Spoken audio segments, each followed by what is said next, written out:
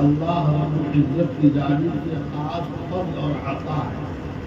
اگر آپ یہ سمجھتے ہیں کہ محض شادی ہو جانا حصول اولاد کا سبب ہے تو بہت سے شادی شدہ جوڑے آپ کو ایسے بھی ملیں گے جو اولاد کے لیے پریشان ہیں اور شادی کو 10 سال ہو گئے 20 سال ہو گئے۔ تو اگر اللہ نے صاحب اولاد بنایا ہے تو آپ ان کی شادی کر رہے ہیں، یہ تو بہت بات کا مرحلہ ہے۔ اس سے پہلے بہت سارے مراحل آتے ہیں۔ ایک والد کو چاہیے کہ ان تمام مراحل سے کامیابی کے ساتھ گزرتے ہوئے اس مقام تک پہنچے۔ تو اللہ کے رسول نے فرمایا علموا اولادکم علی ثلاث خصال، کہ بچوں کے اندر سب سے پہلے کوشش کیجیے کہ 3 باتیں ان کے ذہن و دماغ میں اتار دیں۔ نمبر 1، ہم سب کے محبوب، رب کے محبوب آقا نامدار محمد مصطفیٰ صلی اللہ علیہ وسلم کی محبت اپنے بچوں کے دلوں میں پیدا کی۔ قراءۃ القرآن، قرآن پڑھنا سکھائیے۔ اور قرآن پڑھنا سکھانے کا یہ مطلب نہیں ہے کہ بغیر تلفظ کے، بغیر تجوید کے، بغیر مخارج کی رعایت کے کیسا ہے۔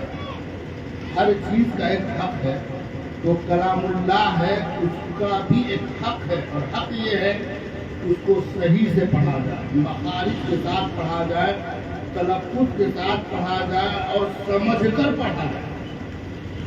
یہ حق بھی ایک والدین کو چاہیے کہ ادا کرے، اور جس طرح آپ نے رب کے محبوب کی محبت کے دل میں پیدا کی ہے، کوشش اس بات کی کیجیے کہ جو اہل بیت ہے ان کی محبت بھی اولاد کے دلوں میں پیدا کی۔ سبحان اللہ، بے شک۔ اور پھر ایک موقع پر اللہ کے رسول نے فرمایا ما نحل والد ولدا من نحلۃ افضل من ادب حسن، کہ ماں باپ اپنے اولاد کو بہت سارے موقعوں پر بہت سارے قیمتی تحائف دیتے ہیں اور دینا چاہیے۔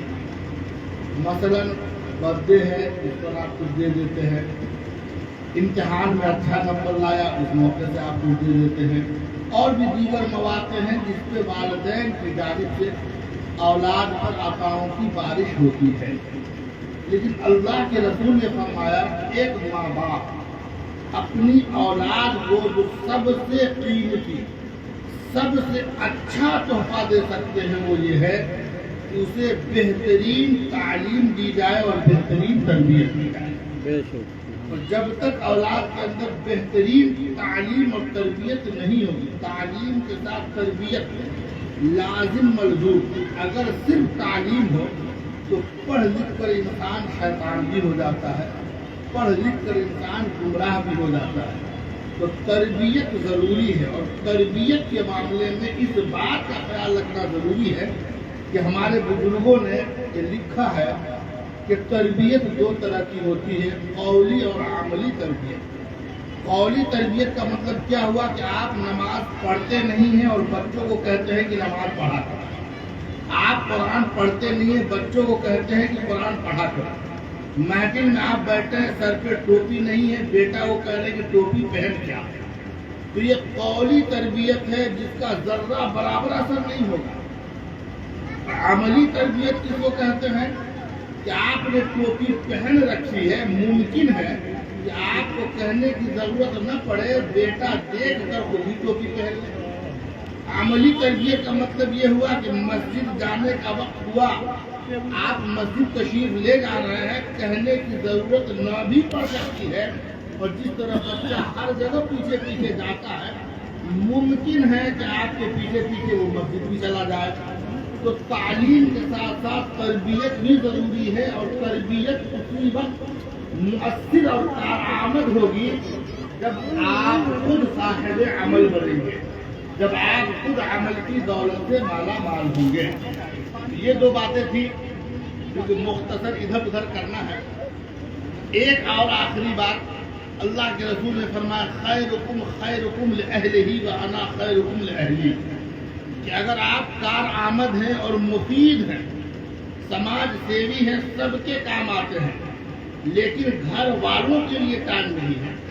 आपके कौल से, आपके फेल से, आपके अमल से एक मोहल्ला, एक समाज, एक इलाका, एक मुआशरा फायदा उठा रहा है, लेकिन अगर घर वाले उससे महरूम है या आप इतने बिजी हो गए कि घर वालों के लिए वक्त नहीं है, तो ये बिजी होना वबाले जान भी हो सकता है।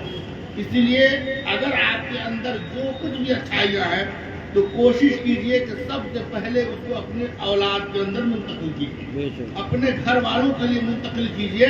और इसी की तरफ और इस जैसी बहुत सारी बातों की तरफ सिर्फ इस एक हदीस से इशारा है कि खैरुकुम लिअहलिही व अना खैरुकुम लिअहली, कि तुम में सबसे बेहतर इंसान वो है जो अपने घर वालों के लिए बेहतर हो।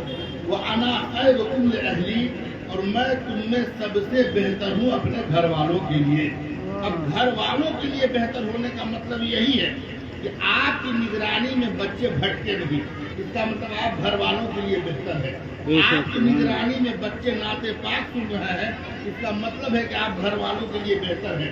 आपकी निगरानी में बच्चे नमाजों के पाबंद बन रहे हैं, इसका मतलब है कि आप घर वालों के लिए बेहतर है। मौक़ों पर कपड़ा खरीद देना, मौक़ों पर तहाइफ दे देना, कीमती गाड़ियां खरीद देना, यकीनन ये सब औलाद के लिए आसाइश का जरिया है, लेकिन जिधर मैं आपको ले जाना चाह रहा हूँ वो ये है कि इन सब के साथ साथ अच्छी तालीम भी दी जाए। अजान हो रही है, 2 मिनट रुक जाइए।